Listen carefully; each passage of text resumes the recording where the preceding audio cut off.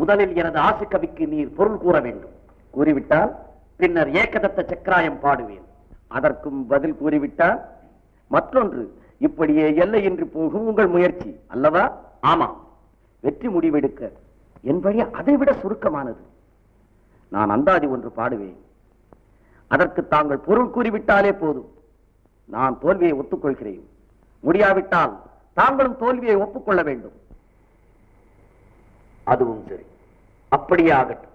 திதத்தத்திதிதாதை தாததுத்திதத்திதா திதத்தத்தித்ததிதித்தத்த தேதுத்திதித்தத்தா திதத்தத்தித்தத்தை தாததி தேதுதை தாததத்து திதத்தத்தித்திதிதி திதிதுதிதீதொத்ததே